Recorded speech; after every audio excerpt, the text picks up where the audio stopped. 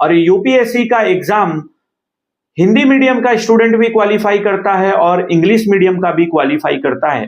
तो क्या मीडियम का रोल है? तो मैं कहूंगा कि मीडियम का इस एग्जाम में कोई रोल नहीं है।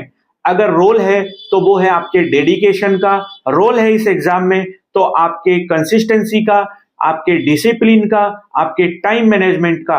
अदरवाइज मीडियम का कोई रोल नहीं है। क्या आप हर साल ये देखते हैं कि कोई भी हिंदी मीडियम का सिलेक्शन नहीं हुआ? ऐसा बिल्कुल भी नहीं है। हर साल हिंदी मीडियम का चाहे एक ही सिलेक्शन हो, चाहे 50 सिलेक्शन हो, सिलेक्शन तो होते हैं ना। इसीलिए आप अपने मन में इस तरह का भ्रम ना पालें कि यूपीएससी का एग्जाम वही क्वालिफाई करेगा जिसका इंग्लिश मीडियम होगा। अब मैं आपको बताता हूं कि मीडियम में क्या होता है कि जब आप एग्जाम देने जाते हो, आप थोड़ा सा थिंक करो, आप यूपीएससी के कैंडिडेट हो, कि जब आप प्रीलिम्स देने जाते हो तो वो तो दोनों मीडियम में होता है, इंग्लिश में भी होता है, हिंदी में भी होता है। तो फिर हर साल सिर्फ 4,90,000 क्यों बाहर हो जाते हैं और 10,000 लोग मेंस लिखने जाते हैं? आप थोड़ी सी कल्पना करके देखिए कि 10,000 लोग जो मेंस लिखने गए हैं उसमें से चाहे 2,000 हों हिंदी मीडियम के, तो उसमें भी हैं, लेकिन 4,90,000 बाहर हुए तो क्या सभी हिंदी मीडियम के थे?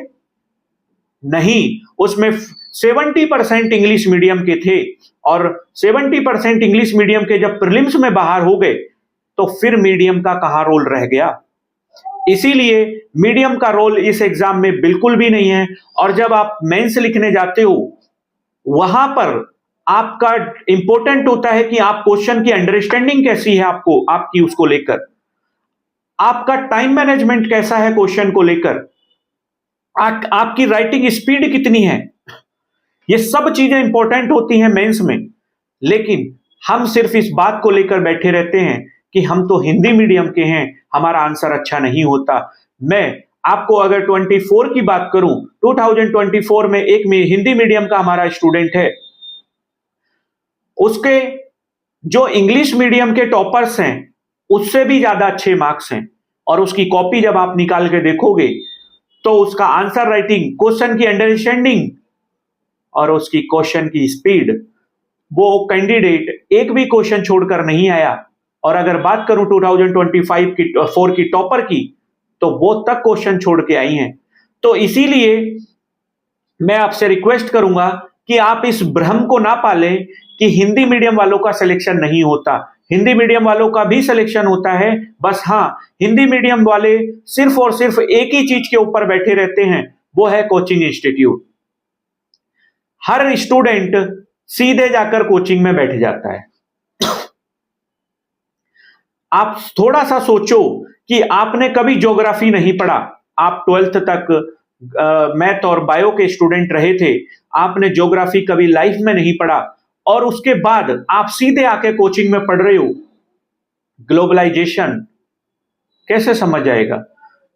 लेकिन अगर आप बेसिक कंप्लीट करके उस कोचिंग में बैठते तो आपका कंसंट्रेशन होता, डाउट्स होते, कंसिस्टेंसी होती, तब जाकर आपके मन में यूपीएससी की कंप्लीट प्रिपरेशन का सवाल नहीं होता कि हिंदी मीडियम और इंग्लिश मीडियम।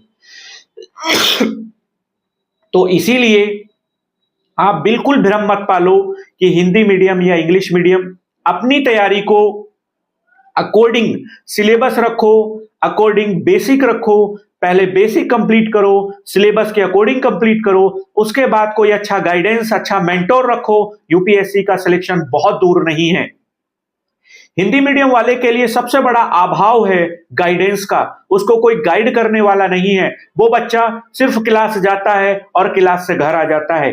क्लास के अंदर 500 स्टूडेंट्स बैठे हैं और वो कोचिंग के लिए 500 हैं, लेकिन वो एक बच्चा जो अपने छोटे से गांव से निकलकर दिल्ली की किसी इंस्टीट्यूट में बैठा है, वो कोचिंग के लिए 500 है, लेकिन वो अपने परिवार, अपने घर, अपने समाज के लिए वो एक है।